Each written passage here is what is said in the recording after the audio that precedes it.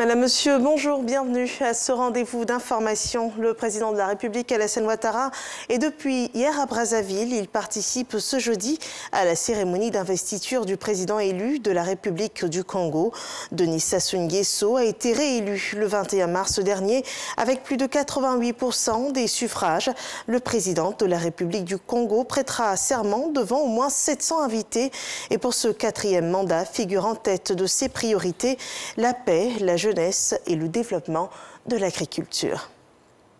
En Côte d'Ivoire, Eugène Akaouélé a pris pleinement fonction au Conseil économique, social, environnemental et culturel. Une cérémonie de remise de service a eu lieu en raison du décès de son prédécesseur. Cette cérémonie a été supervisée par le secrétaire général de la présidence, Abdourahmane Cissé. Le nouveau président du CESEC place sa mission sous le respect des valeurs de la République. C'est le mois de Ramadan, période de forte consommation de produits alimentaires. Pour assurer la disponibilité des denrées, le ministre du Commerce et de l'Industrie s'est rendu dans plusieurs entrepôts du district d'Abidjan. Il rassure, le prix des aliments restera fixe, principalement ceux prisés par les consommateurs en cette période, suivant ce rapport de Walter Amadou Ouattara. Dans ces entrepôts situés en zone portuaire dans la commune de Treichville, il y a divers produits alimentaires. Le responsable des lieux affirme avoir le stock nécessaire pour satisfaire les sollicitations en cette période de forte demande. Toutes les denrées alimentaires sont disponibles actuellement à travers notre dépôt et nos magasins. Le lait en boîte est resté toujours le même. La tomate a pris un tout petit peu d'augmentation et à côté de ça, les autres produits, pas spécialement, rien n'a bougé. C'est justement pour s'imprégner de la réalité sur le terrain que le ministre du Commerce et de l'Industrie effectue le déplacement. Après Treichville, c'est la commune d'Atekoubé qui reçoit la délégation.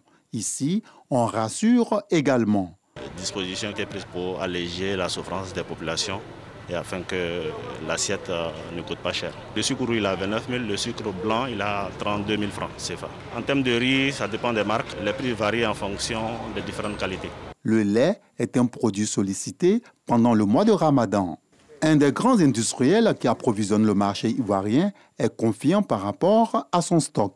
Vous pouvez voir ici, il y a suffi pour tout le monde. Nous avons aussi une autre place, il y a plus de stock. Donc nous avons produit un peu avant, extra pour ce mois et le prochain mois.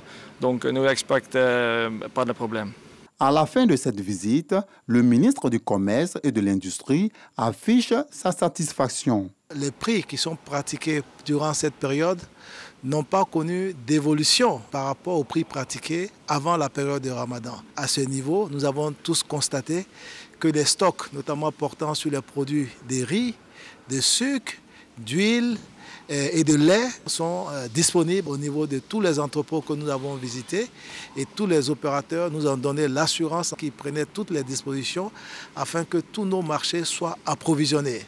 Le besoin national en riz est de 1 300 000 tonnes. Ce besoin en sucre est estimé à environ 300 000 tonnes l'année.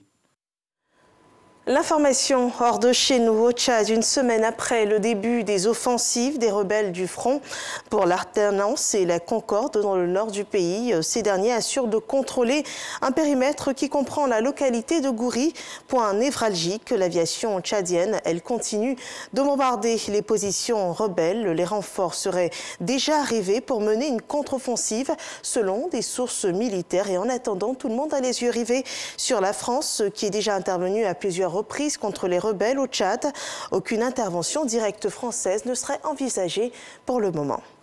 Au Brésil, la plus haute autorité judiciaire du pays a confirmé de facto que l'ancien président Luiz Inácio Lula da Silva est redevenu éligible à un troisième mandat et qu'il pourra affronter Jair Bolsonaro au scrutin de l'an prochain.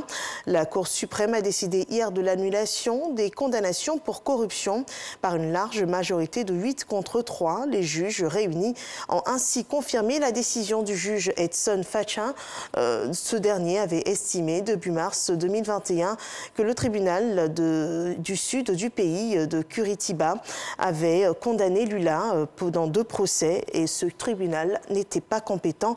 Et en réaction, Jair Bolsonaro laisse entendre que la population devrait s'inquiéter d'un retour au pouvoir de l'icône de gauche. L'information aux États-Unis, au moins 8 personnes ont été tuées dans une fusillade à Indianapolis, dans le centre du pays. La fusillade s'est produite hier dans la soirée. Toutes les victimes ont été retrouvées dans un centre du groupe de transport de lettres et colis FedEx près de l'aéroport international de la ville, où un tireur a ouvert le feu. D'autres personnes ont été hospitalisées. La police n'a toutefois indiqué leur nombre. C'est la fin de ce flash d'information. Merci de nous avoir suivis. Rendez-vous à 13h pour le journal de la rédaction.